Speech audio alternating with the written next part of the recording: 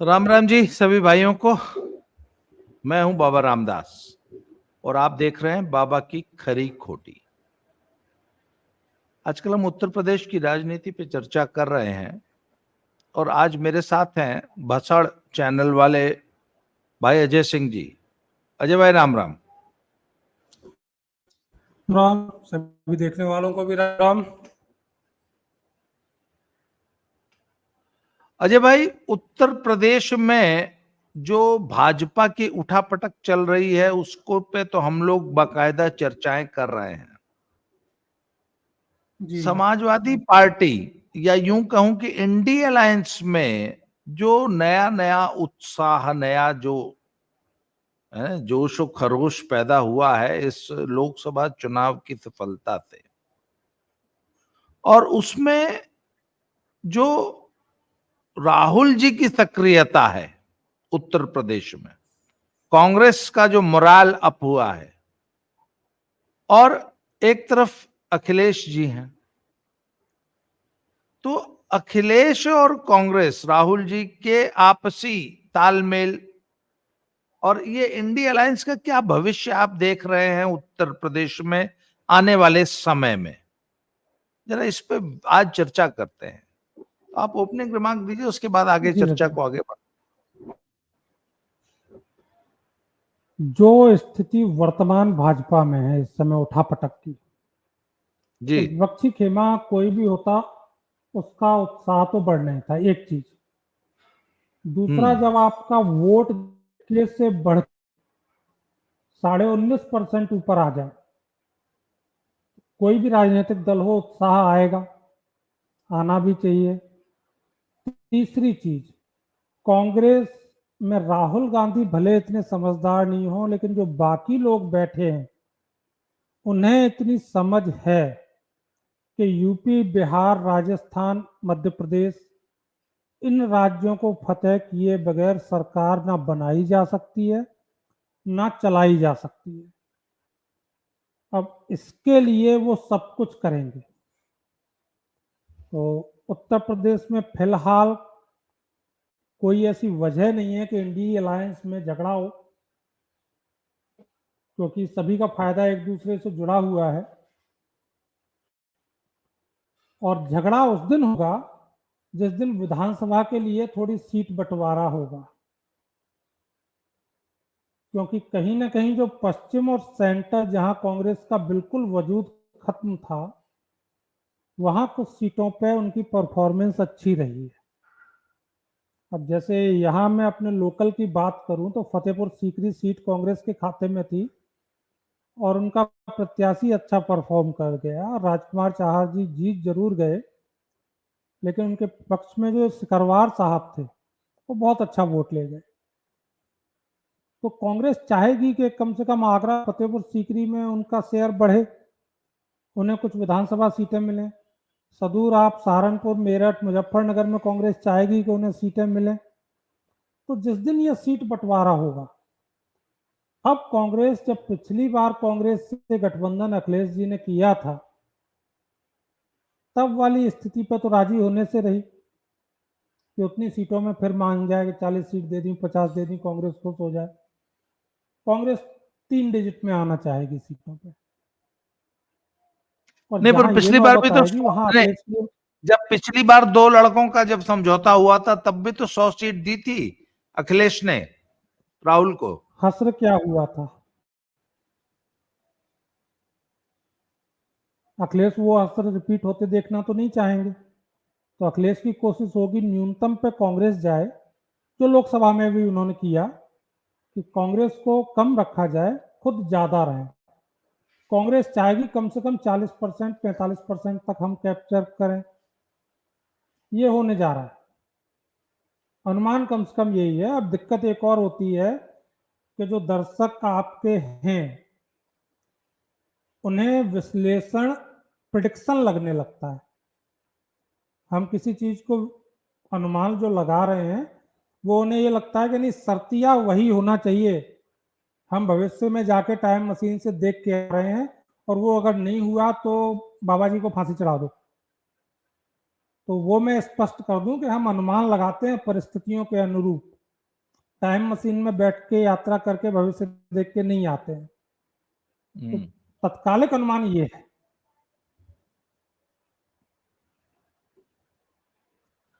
तो अच्छा मुझे बताइए, जो वोट बैंक की जो लड़ाई है आज, मुझे एक बात बताइए कि आज समाजवादी पार्टी और बसपा का उभार इसलिए हुआ था यूपी में क्योंकि कांग्रेस डाउन हुई थी और कांग्रेस का सारा वोट बैंक इन दोनों पार्टियों को शिफ्ट हुआ था। फिर वो चाहे मुस्लिम वोट बैंक हो, चाहे दलित वोट बैंक हो, चाहे पिछड़ा वर्ग हो, या जो भी था, ये एक जमाने में सब कांग्रेस का वोट बैंक हुआ करते थे। 80 और जी 84 और 90 तक, जब 70 से मुसलमान 90 ने तक, कांग्रेस, हाँ 70 से 90 तक, हाँ 70 से जब पहले कांग्रेस ओबीसी ने, नहीं था कांग्रेस का वोट बैंक। हाँ हाँ हाँ, जब मुसलमान और दलित ने कांग्रेस को छोड़ के सपा बसपा को पकड़ा, तो सपा बसपा का प्रादुर्भाव हुआ, उदय हुआ। अब कांग्रेस उसी वोट, अपने खोए वोट बैंक को वापस प्राप्त करने के लिए प्रयासरत है। तो कहीं ऐसा तो नहीं कि अखिलेश ने वही गलती कर दी जो नीतीश बाबू ने बिहार में दोहराई थी, कि मरी हुई राजद को, लालू प्रसाद यादव की पार्टी को खुद जिंदा कर दिया। तो कहीं अखिलेश वो गलती तो नहीं कर रहे हैं कि कांग्रेस को जिंदा करके अपने ही वोट बैंक में सेंध लगवा रहे हो कांग्रेस के द्वारा, और कल को मुसलमान अगर कांग्रेस में लौट जाता है एक मुश्त, तो अखिलेश कहां खड़े होंगे? इसमें दो चीजें हैं, गलती है भी, और गलती इसलिए है कि अखिलेश के पास विकल्प नहीं थे। अखिलेश के पास ज्यादा विकल्प नहीं थे कि जो सवर्ण वोट का हिस्सा सपा को अभी आया है इस चुनाव में, कांग्रेस के गठबंधन के आने वाला नहीं था, ये भी सच है। कांग्रेस उनके लिए एक्सेप्टेबल ऑप्शन है, अखिलेश यादव उतने नहीं है। एक चीज तो ये, दूसरा विकल्प इसलिए नहीं था कि अगर कांग्रेस मैदान में अलग होती तो बहुत सी सीटें वो हैं जो मुस्लिम बहुल है, और वहां 20-30 हजार वोट भी अगर कांग्रेस का क्रिएट ले जाता तो परिणाम कुछ और होता। तो मुस्लिम वोट का बंटवारा रोकना प्राथमिक उद्देश्य था। और अभी भी जो अनुमान लगाए जा रहे हैं कि वोट कहीं वापस कांग्रेस के पास पुराना ना आ जाए, उसमें ये कह देना कि वोट लौट जाएगा, ये सही नहीं है। सिंपली उसे ये कहना कि मुस्लिम वोट लौट जाएगा, ये ज्यादा सही है। मुसलमानों के लिए अभी भी कांग्रेस कम से कम राजनीति के लिए कांग्रेस है, सपा से ज्यादा बेहतर ऑप्शन कांग्रेस है मुसलमानों के लिए। उन्हें मालूम है, मुसलमान राजनीतिक तौर पर इतना समझदार तो है कि वो ये जानता है कि अखिलेश यादव यहां से 50 सीट जीत के भी पीएम नहीं बनेंगे। अगर पीएम बनेगा कोई, अगर ये सीटें जो अभी आई हैं इंडी गठजोड़ की और ऊपर निकल जाती, तो कुर्सी पर राहुल गांधी होते, अखिलेश यादव नहीं होते। तो एक तो उन्हें ये ऑप्शन पता है अपना। दूसरा, मुसलमान अपने पत्ते खुले रखता है, उसे तो इससे मतलब है कि भाजपा को हराएगा कौन। मायावती से अभी छिटक गया है, अगर आपको 27 में उसे ये दिखा कि मायावती स्ट्रांग है मैदान में, मायावती के पास कुछ वोट है, वो मायावती के साथ चला जाएगा, कांग्रेस में कांग्रेस के पास जाएगा। तो संघ जो कुछ भी है घूम फिर के मुसलमान वोट का है, सारी लड़ाई उसकी है। वो जो 18-20% वोट है वो कौन अपने पास रखेगा, कौन उनका ज्यादा बड़ा साबित होगा, लड़ाई इसको लेकर होनी है सपा और कांग्रेस के बीच में। तो कम से कम जब तक मुस्लिम वोट बैंक एक तरफा नहीं दिखेगा, दोनों में से एक दूसरे का साथ कोई छोड़ेगा नहीं। जब तक उन्हें ये दिखेगा कि दोनों के साथ रहने वाला है, जिस दिन अखिलेश यादव को यह दिखा कि कांग्रेस के बिना भी मिल जाएगा,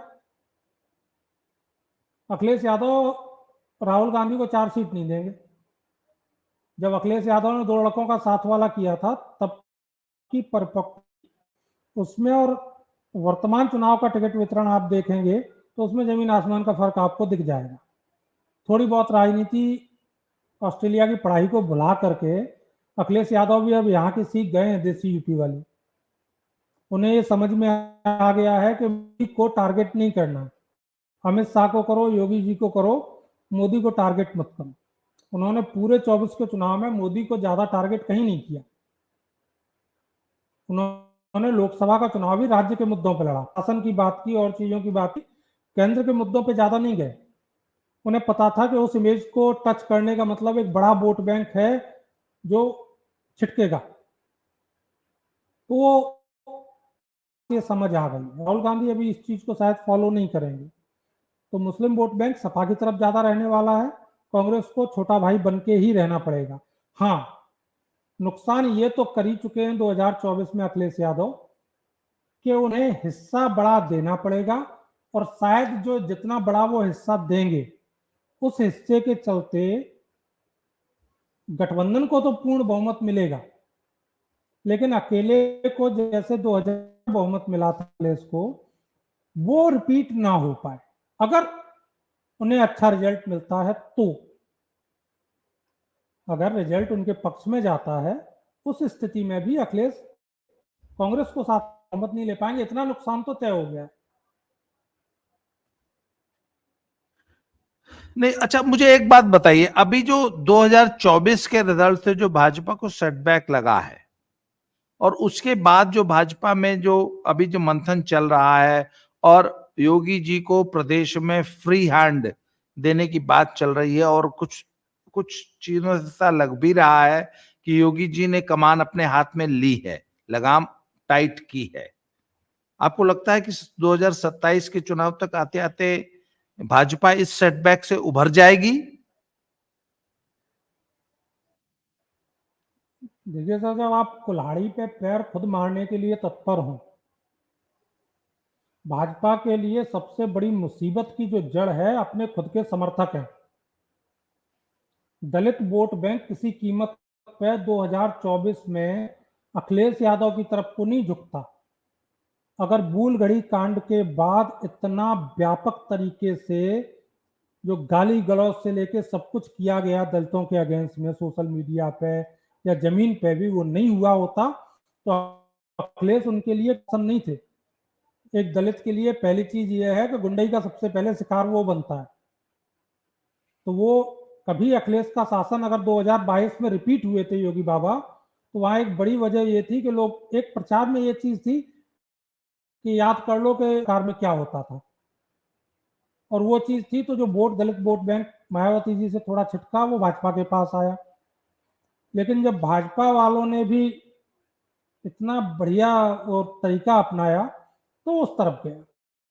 दूसरी, योगी बनाम मोदी का जो नरेटिव है वो शुरू किया था असल में जेल में बैठे अरविंद केजरीवाल ने, और सर पर रख के नाचे उसे भाजपा वाले। जो भाजपा का कथित महाबुद्धिजीवी वर्ग है उसने उसे सर रख के नाचा। अगर कुछ होता भी है, अगर कुछ ऐसा हो भी, मान लेते हैं कि बिल्कुल है साहब, योगी और मोदी जी की प्रतिद्वंदिता है, तो वो एक बंद कमरे में राउंड टेबल के आमने सामने बैठ के होती होगी। पब्लिक में जाके वो चीज के सामने नहीं आती। उन मीटिंगों में दोनों लोगों में क्या बात होती है ये मुझे और आपको कभी पता नहीं चलता। लेकिन योगी जी के समर्थकों ने उस बातचीत को प्रामाणिक तौर पर जनता के सामने भी रख दिया। कह रहे कि साहब फलानी मीटिंग में गालियां दी थी, फलानी मीटिंग में ये हुआ था।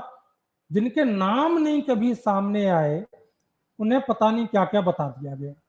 तो भाजपा के समर्थक कुल्हाड़ी में पैर मारने के एक्सपर्ट हैं, और अभी भी वही चीज है, वर्तमान में भी वही जारी है। केशव प्रसाद मौर्य क्या करने गए दिल्ली, क्या उन्हें बुलाया गया दिल्ली, ये तो कोई नहीं जानता। सिर्फ एक चर्चा शुरू हुई कि योगी जी को मुख्यमंत्री पद से हटाने का प्रयत्न कर रहा है। अब जो राजनीति की एबीसीडी जानता है, उससे कोई एक सवाल ये पूछे कि अमित शाह या मोदी योगी को इस समय हटा करके जिंदा शहीद का दर्जा क्यों देंगे? देना चाहेंगे उनकी पॉपुलर, अगर हटा दिया तो पॉपुलैरिटी बढ़ेगी। अगर यही योगी 2027 में हार गए तो योगी का कैरियर खत्म, प्रधानमंत्री पद की दावेदारी खत्म।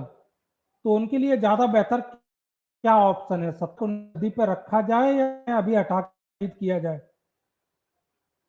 जो गलती कल्याण सिंह के साथ की थी भाजपा के केंद्रीय नेतृत्व ने, उसे मोदी और अमित शाह क्यों करना चाहेंगे? क्या इतने गई बीती सोच होगी अमित शाह की राजनीति? मुझे तो नहीं लगता। लेकिन योगी जी के समर्थकों को ये लगता कि अमित शाह और मोदी जी राजनीतिक तौर पर इतने बेवकूफ हैं कि वो ये गलती करने जा रहे हैं, योगी को हटाएं। आप जरा ये माइक अपने मुंह के सामने रखिए, आवाज थोड़ी सी कम आ रही है, मुझे ऐसा लग रहा है। ठीक है। तो हाँ, अब आवाज बेहतर है। अच्छा, तो मुझे फाइनली ये बताइए कि अभी तक जो संकेत मिले हैं उसमें जो है योगी जी को फुल पूरी कमांड दे दी गई है और वो अपने हिसाब से प्रदेश चला रहे हैं इस समय। इस समय जो है वो जो बातें थी वो ऐसे सब समाप्त हो चुकी हैं। तो आज की तारीख में ये जो मोदी योगी जी ने जो निर्णय लिया कि कांवड़ यात्रा के दौरान सावन में सभी दुकानदार अपने दुकानों पे अपना नाम और कर्मचारियों का नाम, मालिक का नाम स्पष्ट बड़े बड़े अक्षरों में लिखेंगे, इस निर्णय को आप कैसे देखते हैं?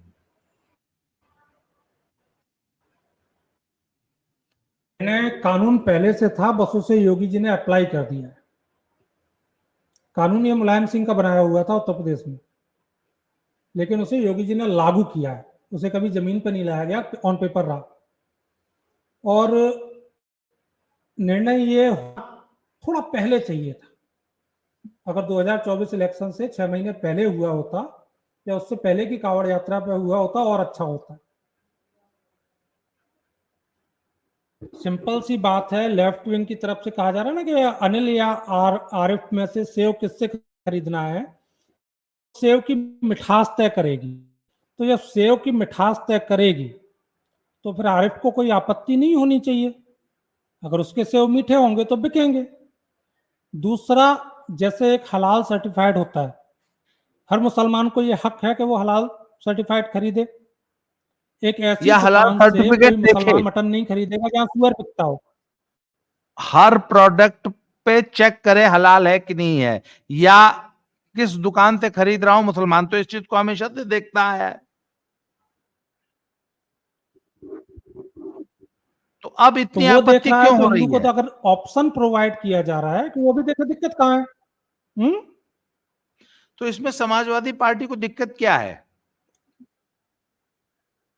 समाजवादी पार्टी विपक्ष है, वो तो अगर ये निर्णय ठीक इसके प्रोडक्ट ही बिकेंगे उस पर भी आपत्ति ही करते, वो कौन सा स्वागत करते।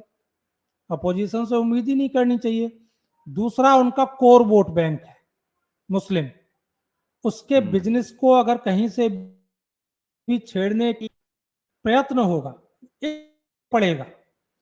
बड़े पे ना सही 5% पे तो ये पड़ेगा कि उन्हें अगर दुकान पे आरिफ दिखाई देगा तो वो उस दुकान से चीज नहीं खरीदेंगे। क्योंकि सामान्यतः ये हो जाता है कि आपने जूस पिया, उसके बाद पेमेंट किया, आपको पता चला कि जूस भंडार जो लिखा बना हुआ है वो तो आरिफ मियाँ का है, तो पी लिया है तो पेमेंट करके आप चुपचाप आओगे। लेकिन अगर आपको पहले पता है कि दुर्गा जूस भंडार जो है वो यहाँ का है, तो शायद आप ना जाओ, तो उनके कोर पे चोट होगी और उन्हें अपने कोर वोटर की आवाज उठानी ही चाहिए।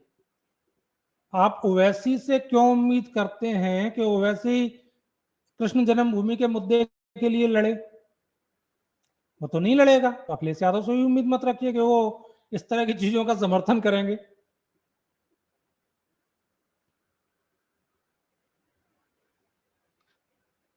तो आपको क्या लगता है कि नाम लिखने से वाकई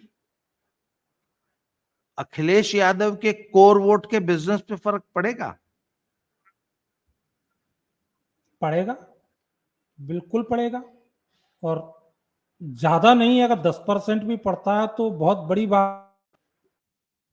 देखिए, चाचा हुआ करते थे, वो कह देते थे, उनकी एक डायलॉग था कि बेटा पिछवाड़े पर लात मारोगे तो हद 3 घंटे दर्द करेगी, पेट पे मारोगे तो जाएगा। तो अभी तो दर्द शुरू भी नहीं हुआ ढंग से।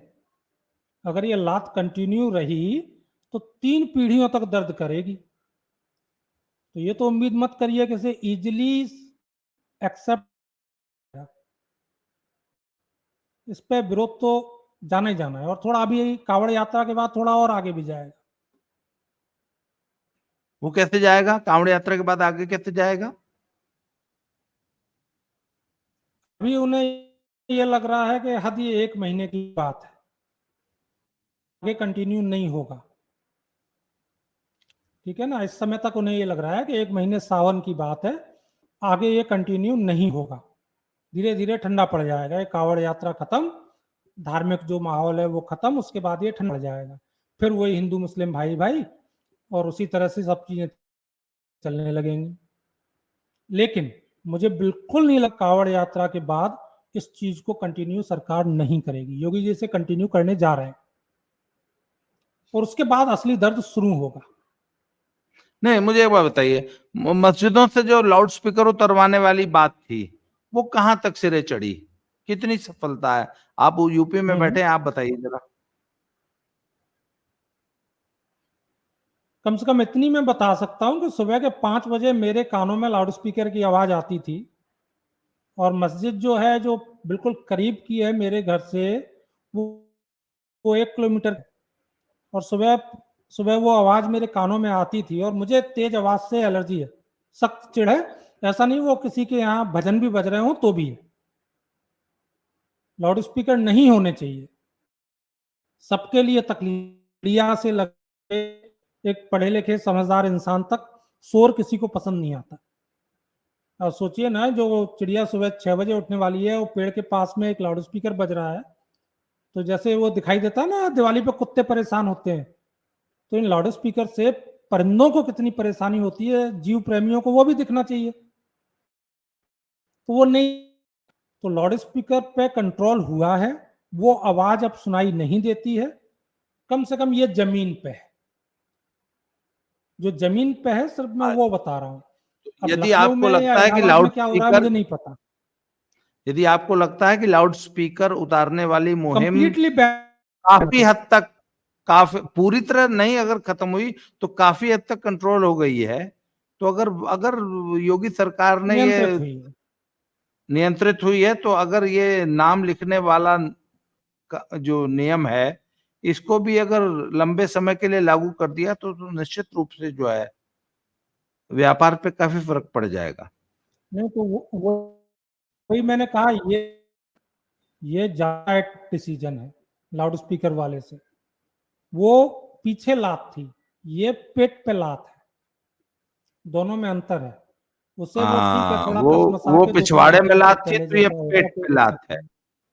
इसका इसका लॉन्ग टर्म इफेक्ट पड़ेगा। तो बड़ा दर्द देती है, ये बहुत सी इसका लॉन्ग बातें टर्म दर्शकों, इफेक्ट पड़ेगा। बहुत सी बातें कम कहने में ज्यादा समझ में आती हैं। इसको आगे, इसके आगे दर्शकों के लिए छोड़ देते हैं और लेट द पीपल छोटे निर्णय डिसाइड। ज्यादा बड़े इफेक्ट डालते हैं। जी, तो जनता को खुद डिसाइड करने दीजिए कि वो क्या चाहती है। आपने मुझे समय दिया, इसके लिए सर बहुत बहुत धन्यवाद।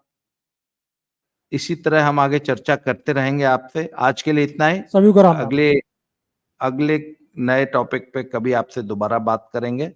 आज के लिए इतना ही। थैंक यू वेरी मच, बहुत बहुत धन्यवाद। जय श्री राम, जय जय श्री राम। वंदे मातरम, जय हिंद।